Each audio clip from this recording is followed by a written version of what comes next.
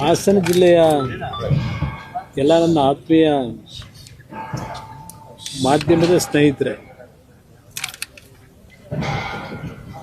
ನಮ್ಮ ರಾಷ್ಟ್ರೀಯ ಅಧ್ಯಕ್ಷರ ಮಾರ್ಗದರ್ಶನದಲ್ಲಿ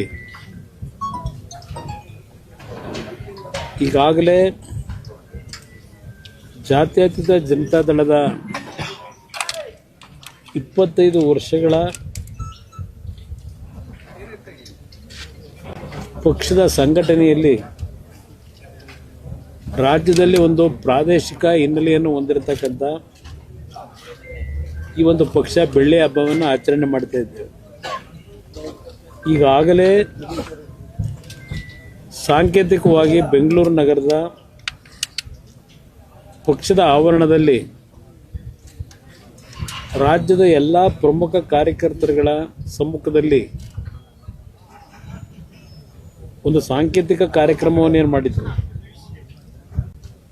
ಅವತ್ತಿನ ದಿನ ನಾವೊಂದು ಘೋಷಣೆ ಮಾಡಿದ್ವಿ, ಈ ಒಂದು ಬೆಳ್ಳಿ ಹಬ್ಬವನ್ನು ರಾಜ್ಯದ 30 ಜಿಲ್ಲೆಯಲ್ಲಿ ಮುಂದಿನ ದಿನಗಳಲ್ಲಿ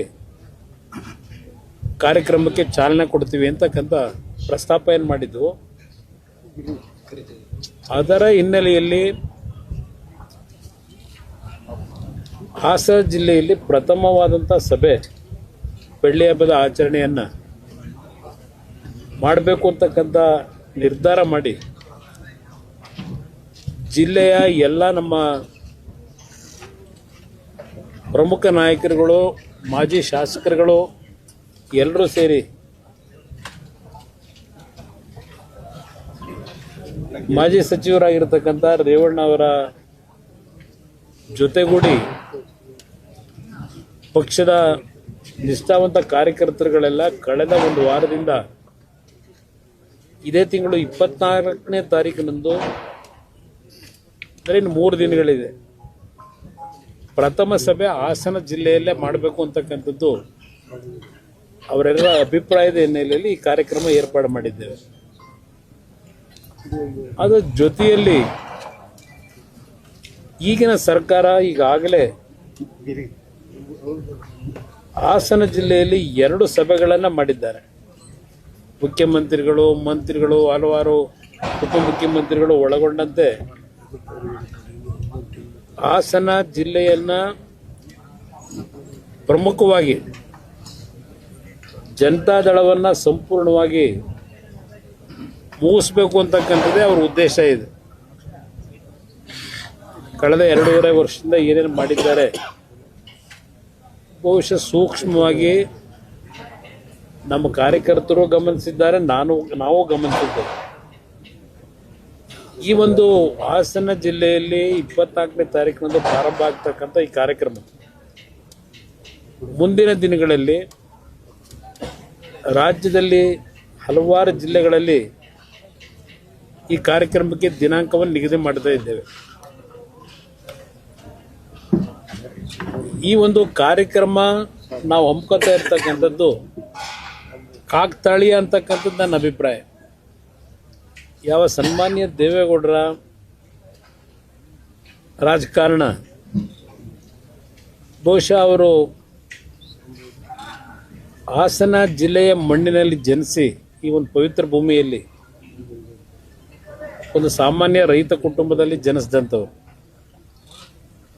ಅವರ ರಾಜಕೀಯ ಜೀವನ ಬಹುಶಃ ಒಂದು ಸೊಸೈಟಿಯ ಚುನಾವಣೆ, ಆಂಜನೇಯ ಕೋಆಪರೇಟಿವ್ ಸೊಸೈಟಿನ ಯಾವುದೊಂದು ಸೊಸೈಟಿ, ಆ ಹೆಸರಿನಲ್ಲಿ ಪ್ರಾರಂಭ ಆದಂಥ ಸೊಸೈಟಿಯ ಚುನಾವಣೆಯಿಂದ ಅವರ ರಾಜಕೀಯ ಈ ಜಿಲ್ಲೆಯಲ್ಲಿ ಪ್ರಾರಂಭ ಆದಂಥದ್ದು.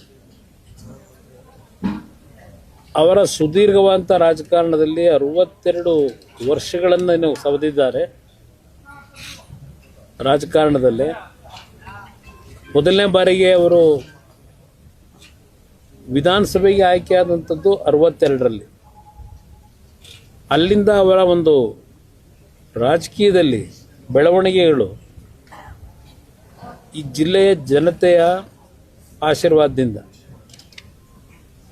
ಒಬ್ಬ ಸಾಮಾನ್ಯ ರೈತನ ಮಗ ದೆಹಲಿಯ ಕೆಂಪುಕೋಟೆಯಲ್ಲಿ ರಾಷ್ಟ್ರ ಧ್ವಜವನ್ನು ಹಾರಿಸ್ತಕ್ಕಂಥ ಶಕ್ತಿ ಬಂದಿದ್ದರೆ ದೇವೇಗೌಡರಿಗೆ ಅದು ಪ್ರಮುಖವಾಗಿ ಹಾಸನ ಜಿಲ್ಲೆಯ ಜನತೆಗೆ ಸೇರಬೇಕು. ಅವರ ರಾಜಕೀಯ ಜೀವನದ 7 ಬೀಳುಗಳಲ್ಲಿ ಅವರು ಚುನಾವಣೆಯಲ್ಲಿ ಸೋತಿರಲಿ ಗೆದ್ದಿರಲಿ, ಅವರಿಗೆ ಒಂದು ಮಾನಸಿಕವಾಗಿ ಸ್ಥೈರ್ಯವನ್ನು ತುಂಬಿರತಕ್ಕಂಥದ್ರಲ್ಲಿ ಈ ಜಿಲ್ಲೆಯ ಜನತೆಗೂ ಸನ್ಮಾನ್ಯ ದೇವೇಗೌಡರಿಗೂ ಅವಿನಾಭಾವ ಒಂದು ಸಂಬಂಧ ಇದೆ ಅಂತಕ್ಕಂಥದ್ದು ನನ್ನ ಅಭಿಪ್ರಾಯ. ಅವರಲ್ಲೂ ಸಹ ಈ ವಯಸ್ಸಿನಲ್ಲೂ ನಾವು ಕಾಣ್ತೇವೆ. ಹಾಸನ ಜಿಲ್ಲೆಯ ಬಗ್ಗೆ ಅಷ್ಟೇ ಅಲ್ಲ, ಪ್ರಮುಖವಾಗಿ ಹಾಸನ ಜಿಲ್ಲೆ ಅವರ ಮೊದಲನೇ ಆದ್ಯತೆ. ಅದರ ಜೊತೆಗೆ ಇಡೀ ದೇಶದ ರೈತರ ಬಗ್ಗೆ ಅವರಲ್ಲಿರ್ತಕ್ಕಂಥ ಕಳಕಳಿ ಏನಿದೆ ಅದೆಲ್ಲವನ್ನ ನಾವು ಹತ್ತಿರದಿಂದ ಗಮನಿಸಿದ್ದೇವೆ. ಈ ಒಂದು ಕಾರ್ಯಕ್ರಮಕ್ಕೆ ಅವರೇ ಇವತ್ತು ನಮ್ಮ ಮಾರ್ಗದರ್ಶಕರು. ಈ ಕಾರ್ಯಕ್ರಮ ನಾವು ಮಾಡ್ತಾ ಇರ್ತಕ್ಕಂಥದ್ದಕ್ಕೂ ಈಗ ಸುಪ್ರೀಂ ಕೋರ್ಟ್ನ ಒಂದು ಆದೇಶದ ಮೇರೆಗೆ ಬಹುಶಃ ಕಳೆದ 5 ವರ್ಷಗಳಿಂದ ರಾಜ್ಯದಲ್ಲಿ ಸ್ಥಳೀಯ ಸಂಸ್ಥೆ ಚುನಾವಣೆಗಳು ಏನು ನೆನೆಗುದಿಗೆ ಬಿದ್ದಿತ್ತು, ಆ ಚುನಾವಣೆಗಳು ನಡೀಬೇಕು ಅಂತಕ್ಕಂಥ ಒಂದು ಸೂಚನೆ ಸುಪ್ರೀಂ ಕೋರ್ಟ್ನಿಂದ ಇತ್ತೀಚೆಗೆ ಒಂದು ತೀರ್ಪೇನು ಬಂದಿದೆ. ಈ ತೀರ್ಪಿನ ಹಿನ್ನೆಲೆಯಲ್ಲಿ ಈಗಾಗಲೇ ಸರ್ಕಾರ ಬೆಂಗಳೂರಿನ GBA ಚುನಾವಣೆ ಇರ್ಬೋದು, ಗ್ರಾಮ ಪಂಚಾಯಿತಿಯ ಚುನಾವಣೆಯ ವ್ಯಾಪ್ತಿಯು ಏನು ಮುಗಿದಿದೆ, ಗ್ರಾಮ ಪಂಚಾಯಿತಿ ಚುನಾವಣೆಗಳು ಸಹ ಆಗಬೇಕಾಗಿದೆ. ಈಗ ಅದರ ಜೊತೆಗೆ ಜಿಲ್ಲಾ ಪಂಚಾಯಿತಿ, ತಾಲೂಕ್ ಪಂಚಾಯಿತಿ ಈ ಚುನಾವಣೆಗಳು ನಡೀಬೇಕಾಗಿದೆ. ಬಹುಶಃ ಹಾಸನ ಜಿಲ್ಲೆಯ ಈ ಒಂದು ಕಾರ್ಯಕ್ರಮದ ಮುಖಾಂತರ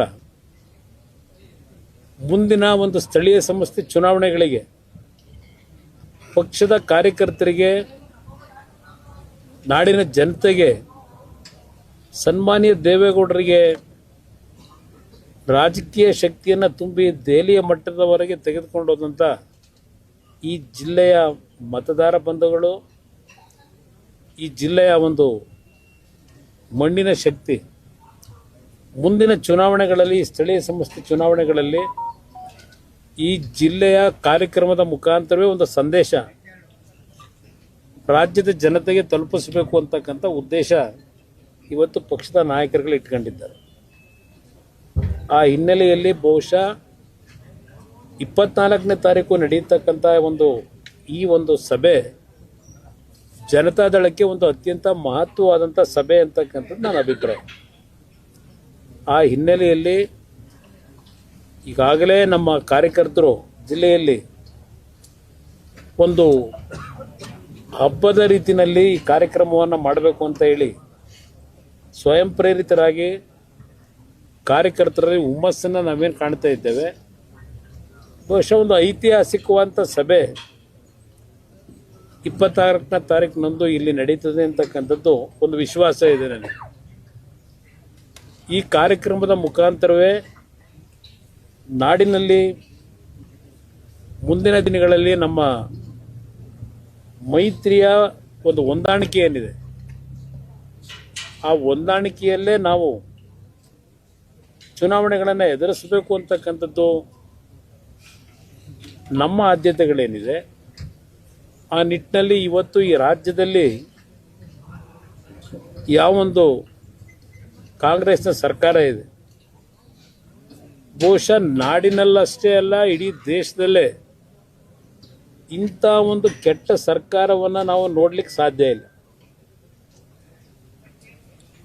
ನಾನು ಕಾಂಗ್ರೆಸ್ನ ಮುಖ್ಯಮಂತ್ರಿಯ ಸ್ಥಾನದ ಬಗ್ಗೆ ನಡೀತಾ ಇರತಕ್ಕಂಥ ವಿಷಯಗಳ ಬಗ್ಗೆ ಚರ್ಚೆ ಮಾಡ್ಲಿಕ್ಕೆ ಹೋಗಲ್ಲ. ಈಗ ಅದು ಅವ್ರ ಪಕ್ಷಕ್ಕೆ ಸೇರಿದಂಥದ್ದು, ನನಗೆ ಸಂಬಂಧ ಇಲ್ಲ, ನಮ್ಮ ಪಕ್ಷಕ್ಕೂ ಸಂಬಂಧ ಇಲ್ಲ.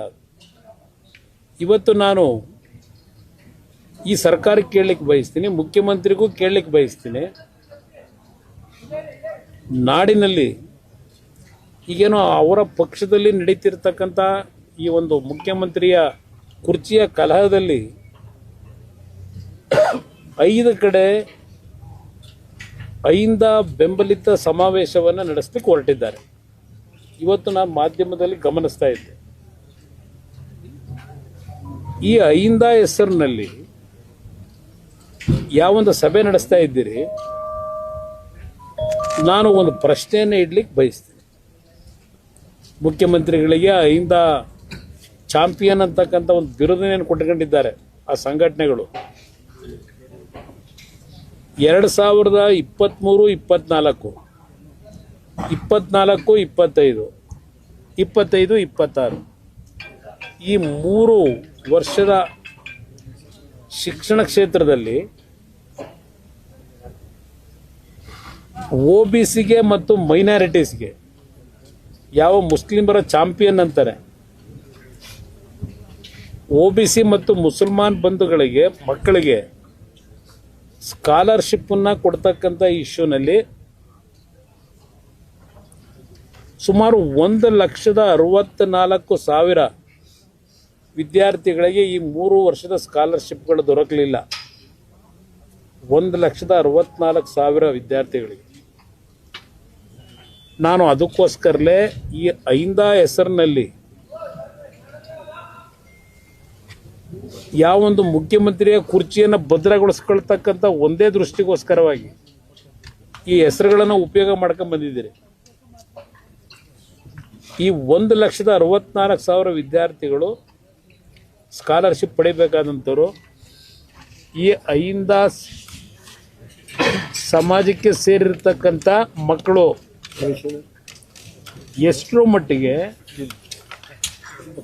ಈ ಮಕ್ಕಳ ಒಂದು ವಿದ್ಯಾಭ್ಯಾಸಕ್ಕೆ ಈ ಒಂದು ವರ್ಗದ ಜನರಿಗೆ ಈ ಸರ್ಕಾರ ಕಳೆದ 3 ವರ್ಷದಿಂದ ಹಣ ಬಿಡುಗಡೆ ಮಾಡದೆ ವಂಚನೆ ಮಾಡಿದ್ದಾರೆ. ಅಧಿಕಾರಿಗಳು ಹೇಳ್ತಾರೆ ನಮ್ಮ ಇಲಾಖೆ ತಪ್ಪಿಲ್ಲ, ಆರ್ಥಿಕ ಇಲಾಖೆಯವರು ಹಣ ಬಿಡುಗಡೆ ಮಾಡಲಿಲ್ಲ, ಆರ್ಥಿಕ ಇಲಾಖೆಯವರ ಲೋಪದೋಷದಿಂದ ಈ ಹಣ ಕೊಟ್ಟಿಲ್ಲ ಈ ಕ್ಷಣದವರೆಗೆ. ಆರ್ಥಿಕ ಇಲಾಖೆ ಬಗ್ಗೆ ಚಾರ್ಜ್ ಮಾಡ್ತಾ ಇದ್ದಾರೆ ಅವರು, ಆ ಇಲಾಖೆಯವರು. ಅಂದರೆ ಮುಖ್ಯಮಂತ್ರಿಗಳು ಎಷ್ಟರ ಮಟ್ಟಿಗೆ ಈ 5 ವರ್ಗದ ಜನರ ರಕ್ಷಣೆಯನ್ನು ಮಾಡ್ತಾ ಇದ್ದಾರೆ ಅನ್ನೋದಕ್ಕೆ ಇದು ಒಂದು ಉದಾಹರಣೆ.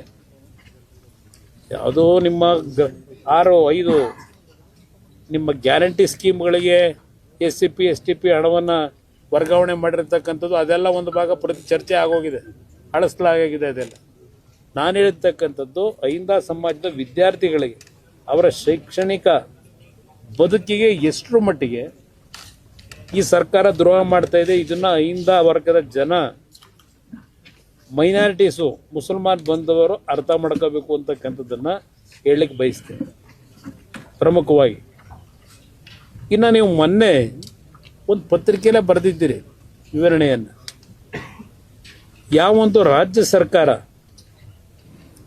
ಕೇಂದ್ರ ಸರ್ಕಾರದ ಯೋಜನೆಗಳು, ಪ್ರಮುಖವಾಗಿ ರಾಜ್ಯದಲ್ಲಿ ಹಲವಾರು ಭಾಗದಲ್ಲಿ ರಾಷ್ಟ್ರೀಯ ಹೆದ್ದಾರಿಗಳ ಯೋಜನೆಗಳಿಗೆ ರಾಜ್ಯ ಸರ್ಕಾರ ಯಾವೊಂದು ಭೂಮಿಯನ್ನು ಭೂಸ್ವಾಧೀನ ಮಾಡಬೇಕು, ಭೂಸ್ವಾಧೀನವನ್ನು ಮಾಡದೆ ಕೇಂದ್ರ ಸರ್ಕಾರ ಹಣ ಕೊಟ್ಟಿದ್ದರೂ ಆ ಯೋಜನೆಗಳನ್ನು ಅನುಷ್ಠಾನಕ್ಕೆ ತರತಕ್ಕಂಥ ನಿಟ್ಟಿನಲ್ಲಿ ಇವತ್ತು ರಾಷ್ಟ್ರೀಯ ಹೆದ್ದಾರಿ ಕಾರ್ಯಕ್ರಮಗಳನ್ನು ಸ್ಥಗಿತಗೊಳಿಸ್ತಕ್ಕಂಥ ನಿರ್ಧಾರ ಈ ಸರ್ಕಾರದ ನಿರ್ಲಕ್ಷ್ಯ, ಈ ಸರ್ಕಾರದ ಬೇಜವಾಬ್ದಾರಿತನದಿಂದ ಇವತ್ತು ಹಲವಾರು ರಾಷ್ಟ್ರೀಯ ಯೋಜನೆಗಳಿಗೆ ಸ್ಥಗಿತ ಆಗ್ತಕ್ಕಂಥ ಒಂದು ವಾತಾವರಣ ನಿರ್ಮಾಣ ಆಗಿದೆ. ಇವತ್ತಿನ ಸಾರಾಮೇಶ್ ಅವರು ಜಸ್ಟ್ ಈಗ ತಾನೇ ಬಂದಿದ್ದಾರೆ. ಸುಮಾರು 700 ಕೋಟಿ ಹಣ ಬಿಳಿಕೆರೆ ಇಂದ ಪ್ರಾರಂಭ ಆಗಿ ಮಾರ್ಗೋಡ್ನಳ್ಳಿ, ಯಾವ್ದು ಮಾಯಗೋಡ್ನಳ್ಳಿನೋ ಯಾವ್ದಣ್ಣ ಅದು ಊರು, ಎಡೆಗೋಡ್ನಳ್ಳಿ, ಸರ್ ನಮ್ಮ ದೊಡ್ಡಹಳ್ಳಿ ಕೊನೆ ಭಾಗದಲ್ಲಿ ಎಡೆಗೋಡ್ನಳ್ಳಿಯವರೆಗೆ 4 ಲೇನ್ ಆಗ್ಬೇಕಾಗಿತ್ತು. ಈಗ ನಿಮ್ಮ ಹಾಸನದಿಂದ ಬೇಲೂರು 2,000 ಕೋಟಿ ಫೌಂಡೇಶನ್, ಇಲ್ಲಿ ಈ ಎಲ್ಲಾ ಯೋಜನೆಗಳು ಸ್ಥಗಿತಗೊಂಡಿದೆ. ನಮ್ಮ ಮುಖ್ಯಮಂತ್ರಿಗಳು, ಕೇಂದ್ರದ ಆರ್ಥಿಕ ಸಚಿವರು ಹೆಣ್ಣು ಮಗಳಿದ್ದಾರೆ.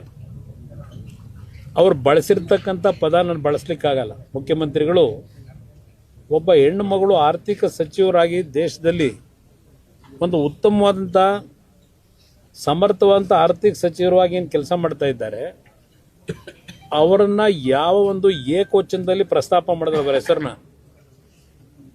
ಈ ರೀತಿ ಪದ ಬಳಕೆಗಳಿಂದ ಎಷ್ಟರ ಮಟ್ಟಿಗೆ ನೀವು ಕೇಂದ್ರ ಸರ್ಕಾರದ ನೆರವನ್ನು ಪಡೀಲಿಕ್ಕೆ ಸಾಧ್ಯ? ನಿಮ್ಮ ನಡವಳಿಕೆಗಳನ್ನು ನಾನು ಪದೇ ಪದೇ ಹೇಳ್ತಾ ಇದ್ದೇನೆ, ನಿಮ್ಮ ನಡವಳಿಕೆಯನ್ನು ಪದೇ ಪದೇ ಸರಿಪಡಿಸ್ಕೊಳ್ಳಿ ಅಂತ ಹೇಳಿ. ಆದರೆ ಅವರಲ್ಲಿ ಆ ಬದಲಾವಣೆ ಮಾಡ್ಕೊಳ್ತಕ್ಕಂಥ ವಾತಾವರಣ ಇಲ್ಲ ಅವರಲ್ಲಿ. ಅವರ ಪದ ಬಳಕೆಗಳು ನಾನು ಹಳ್ಳಿಯಿಂದ ಬಂದಿರೋನು ಅಂತ ಹೇಳ್ಬೋದು. ಹಳ್ಳಿಯಿಂದ ಬಂದಿದ್ರು, ಹಳ್ಳಿನಲ್ಲೂ ನಮ್ಮ ಜನ ನಮ್ಮ ಭಾಷೆಯನ್ನು ಪ್ರಯೋಗ ಮಾಡಬೇಕಾದ್ರೆ ನಮ್ಮ ಸಂಸ್ಕೃತಿಯನ್ನು ಎಷ್ಟು ಮಟ್ಟಿಗೆ ಉಳಿಸ್ತಾರೆ ಅಂತಕ್ಕಂಥದ್ದು ನಾವು ನೋಡಿದ್ದೇವೆ.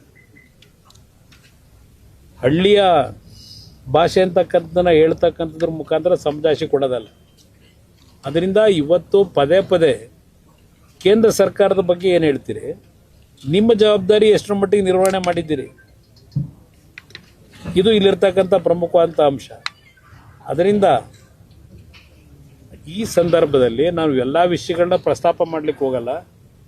ನಾಡಿದ್ದು ಮತ್ತೆ 24ರ ಸಭೆಯಲ್ಲಿ ಬಹುಶಃ ಹಲವಾರು ವಿಷಯಗಳನ್ನು ನಾನೇನು ಪ್ರಸ್ತಾಪ ಮಾಡಬೇಕು ಅಂತ ಇದ್ದೇನೆ, ಅವತ್ತು ಸುದೀರ್ಘವಾಗಿ ಮಾತನಾಡ್ತೀನಿ.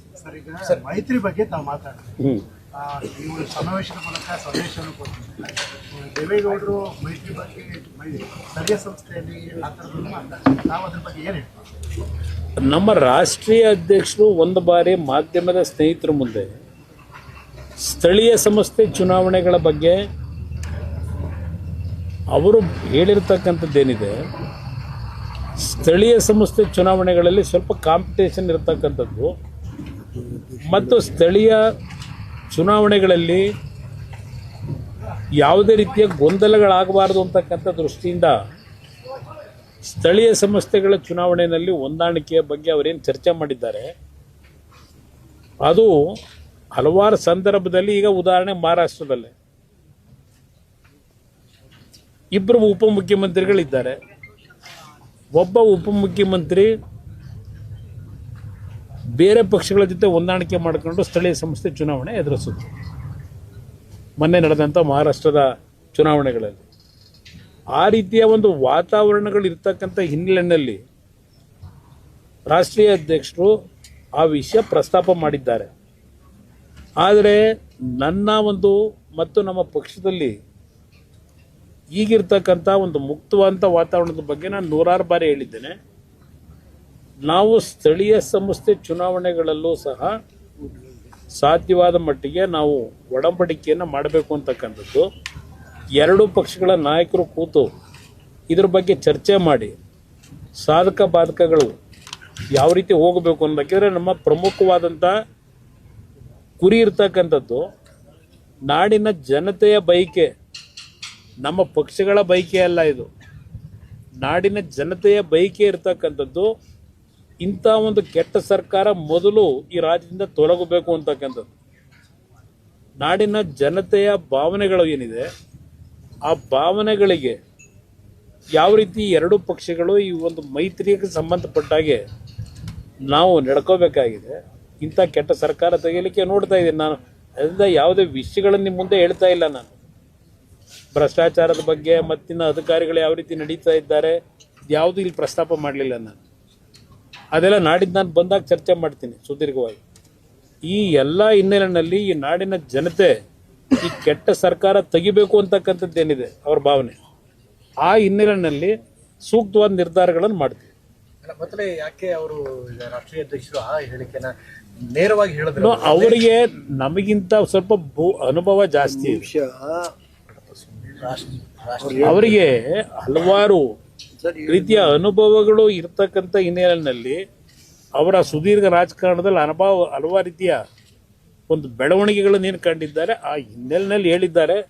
ಅದ್ರ ಜೊತೆಗೆ ಕೆಲವರ ಒಂದು ಭಾವನೆಗಳೇನು ಅಂತಕ್ಕಂಥದ್ದನ್ನು ಅವ್ರು ಹೇಳಿರ್ಬೋದು. ಆದರೆ ನಮ್ಮ ಆದ್ಯತೆ ನಮ್ಮಿಂದ ಯಾವುದೇ ಕಾರಣಕ್ಕೂ ಜನತಾದಳದಿಂದ, ಯಾಕೆಂದರೆ 2006-7 ನಾನು ಮಾಡದೇ ಇದ್ದಂಥ ತಪ್ಪು ನನ್ನ ತಲೆ ಮೇಲೆ ಹಾಕಬೇಕಾಯ್ತು. ಅಲ್ಲಿ ಏನೇನು ನಡೀತು ಅದೆಲ್ಲ ಈಗ ಹಳೆ ಕತೆ, ಅದನ್ನು ಹೇಳಲಿಕ್ಕೆ ಹೋಗೋದಿಲ್ಲ. ಅದರಿಂದ ಹಿಂದೆ ಆದಂಥ ಅನುಭವಗಳಿಂದ ಯಾವುದೇ ಕಾರಣಕ್ಕೂ ಇವತ್ತು ಕರ್ನಾಟಕದಲ್ಲಿ ನಮ್ಮ ಪಕ್ಷದ ಬಗ್ಗೆ ಯಾರೂ ತಪ್ಪನ್ನು ಹುಡುಕಬಾರದು. ಆ ನಿಟ್ಟಿನಲ್ಲಿ ನಾವು ಕೆಲಸ ಮಾಡ್ತೀವಿ. ವಿಡಿಯೋನ ಲೈಕ್ ಮಾಡಿ, ಚಾನಲ್ನ ಸಬ್ಸ್ಕ್ರೈಬ್ ಮಾಡಿ, ಬೆಲ್ ಬಟನ್ನ ಒತ್ತಿ. ಫೇಸ್ಬುಕ್ಕು, ಇನ್ಸ್ಟಾಗ್ರಾಮು, ಟ್ವಿಟ್ಟರ್ನಲ್ಲಿ ಫಾಲೋ ಮಾಡಿ, ಶೇರ್ ಮಾಡಿ, ಕಮೆಂಟ್ ಮಾಡಿ. ಧನ್ಯವಾದಗಳು.